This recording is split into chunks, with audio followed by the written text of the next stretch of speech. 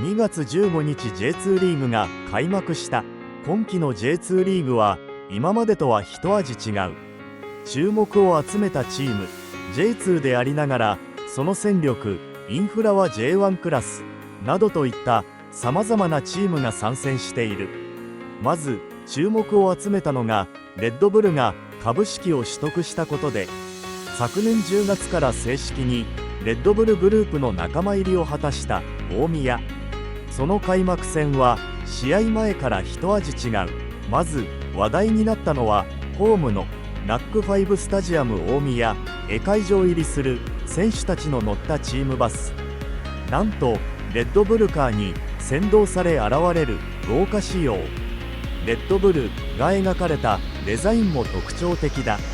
さらに当日にはかつて香川真司が在籍したドルトムントや南野拓実、かつて在籍遠藤航が在籍しているリバプールで指揮を執ったユルゲン・クロップ氏が来日。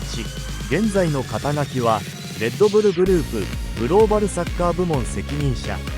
あのクロップ氏が大宮のナックファイブスタジアムに入っていくという不思議な光景に居合わせたファンからは歓声が起こっていた。試合前のセレモニーにも登場と大きな注目を集めた。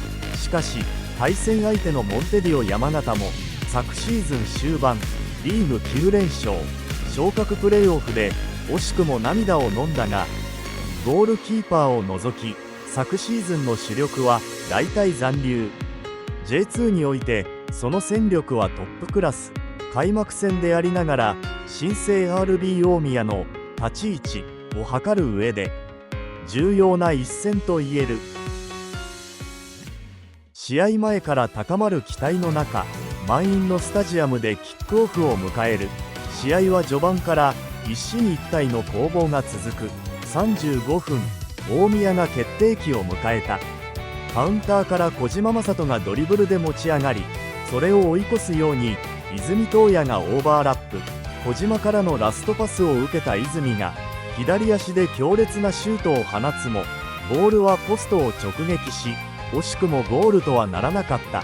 さらに前半終了間際の45分には杉本健佑がゴール前で右足を振り抜くが、相手ゴールキーパーの好セーブに阻まれた。0対0で迎えた後半、先に試合を動かしたのは RB 大宮だった。52分、小島正人が蹴った左コーナーキックにベテランディフェンダー浜田瑞希が反応。下がりながらの難しい体勢ながらも見事にゴールへ沈め、 RB 大宮アルディージャの記念すべき第1号ゴールを決めた。しかし山形もすぐに反撃する。66分、リサロ・アキラ・シルバーノがエリア内で折り返したボールをゴールキーパー笠原隆が弾くも、そのこぼれ球を土井翔馬が冷静に押し込み試合を振り出しに戻した。その後も両チームは互いに決定機を作りながらも決めきれず、試合は1対1のまま後半アディショナルタイムへ突入。このまま引き分けかと思われた97分、 RB 大宮が劇的な勝ち越しゴールを奪う。谷田哲平のコーナーキックからこぼれたボールを藤井一志が押し込み、スタジアムは歓喜に包まれた。このゴールが決勝点となり RB 大宮が貴重な勝ち点3を手にした。ネットの反応。動画見たら客席若いのばっかじゃん。新規増えたな。山形って昇格筆頭クラスだろ。もう金持ちクラブに蹂躙されてんのか。ギリギリの接戦だったから。オレンジ入ってるとはいえやっぱ湯に違和感あるな。これも第2の J リーグブームだろ。千葉上がってこい。上で待ってる。今年対戦するんだが、クロップに J2 の試合見せて何か意味があるのか。強化でもしてくれるのか。それが仕事。クロップの仕事がそれだろ。クロップは J2 見て香川取ったからレベルは知ってるぞ。ミスリンタートが取ってきただけ。クロップとマリオ・ゴメスとかいいな。クラブハウスは作った。スタジアムは大宮公園の再開発構想にある。そのクラブハウスも早速改装するらしいな。マジ、金、かけてくる。大宮にクロップとマリゴメ来てるの。すごすぎん？サポでさえ戸惑ってて、ウケる。早く J1 上がりたいな。サラリーキャップないのよね J リーグ。大物をガンガン呼んでくれよレッドブル。 DJ いたりもろもろデザイン演出がかっこいいし、レッドブル入った瞬間におしゃれになってて、これでチームも強くなったらマジで浦和食うかもよ。何を期待してるのかは知らんだ。若手育成重視のクラブを目指していて、別に J リーグ優勝とかは全く目指していないぞ。ビッグクラブにはならんよ。選手を集めるために最低一部残留できるくらいの戦力は補強するだろうが。もともと大宮は下部組織充実で立派なクラブハウス建てて、親会社も距離置いて地道にやってただけだものね。期待すべきは若手育成より指導者なんだよ。ニューヨークレッドブルで実績上げて、ザルツブルクの監督に抜擢されたマーシュみたいなやつが大宮からも出る可能性がある。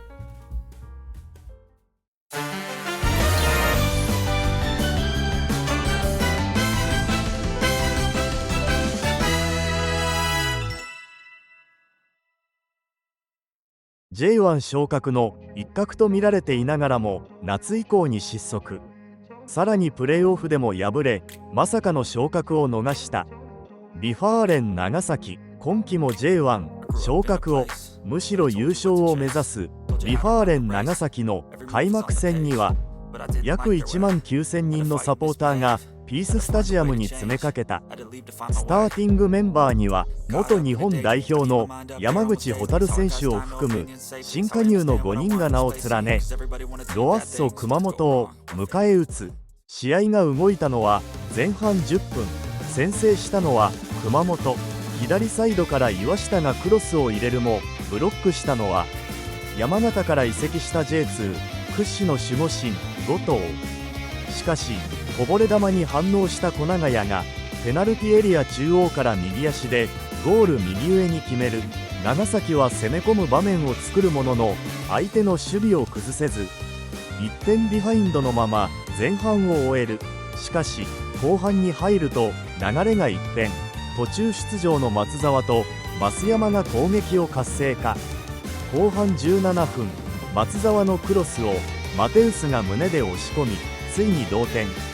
さらにその2分後、エジガルが冷静に右足で決め、あっという間にスコアを2対1と逆転。勢いに乗る長崎は後半22分、マテウスが PK を決めて3対1に。終了間際に熊本に1点を返されるも最後までリードを守り抜き3対2で開幕戦を白星で飾った。ネットの反応。ジャパネット最高。長崎すげえな。J やん。福岡は約1万人、長崎は約2万人。長崎は今年ストレートで J1 上がってほしいな。やっぱりスタジアムが街中なのがええんかな。 J1 でこのスタジアムを見たかったよ。早く上がってきて。長崎だから盛り上がってるだけな。やっぱグラウンドと観客席が近いスタジアム早えの。正直 J1 よりも昇格も降格もある J2 の方が面白いってサッカーファンは結構いるよな。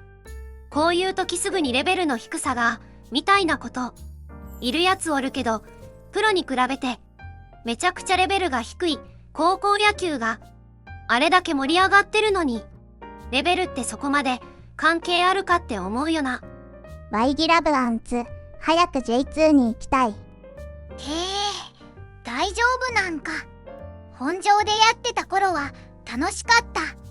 J1 行けてたんよな。スタジアムがあかんくて無理やった。スタジアム規定とか邪魔やった。今はいい箱やけどチームはほんまに難しい。金沢。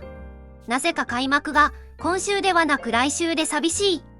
アカンジェフチバ昇格してまう。ジェフ市原にリティたんよな。なんでこうなった？その他の結果、 J1 復帰を目指す岩田は新監督の戦術である自陣から丁寧につなぐスタイルを採用し、サイド攻撃を軸に水戸のゴールを狙った。しかし水戸の堅い守備を崩せず、決定機を作れないまま前半はスコアレスで終了。それでも後半に入ると、立ち上がりに新加入の増井が待望の先制点を挙げ、流れを引き寄せる。その後もペイショットの PK、 そのペイショットと交代で入った渡辺亮がセットプレーから追加点を奪い、采配がズバリ的中、試合を優位に進めたが、終盤には水戸の猛反撃に遭い、78分には安藤がクロスに詰め、94分には沖田のプロ初ゴール、元日本代表川島の守るゴールを破り、1点差まで詰め寄られる苦しい展開となったが、なんとかリードを守り抜き、開幕戦を白星で飾った。同じく1年での J2 復帰を目指す札幌は、昨季チーム内得点ランキング1位、2位の長沢と渡辺がチームを去った大分と対戦。大分は有馬と有働がスタメンに名を連ねた。その2人が仕事をする。後半28分には有馬の初ゴール、同39分には有働がダメ押しとなる。追加点を決めて勝負あり、札幌は初戦を落とし、いずれの試合も魔境と呼ばれる J2 の恐ろしさを垣間見る一戦となった。リアルな話、来季の J1 は春秋制から秋春制への変更のため、半年間昇格降格なしの特別なシーズンが用意されます。それはつまり、今季昇格できれば無条件で1年半 J1 に在籍が可能。そのため意地でも昇格しておきたいのがこの2チームなのではないでしょうか。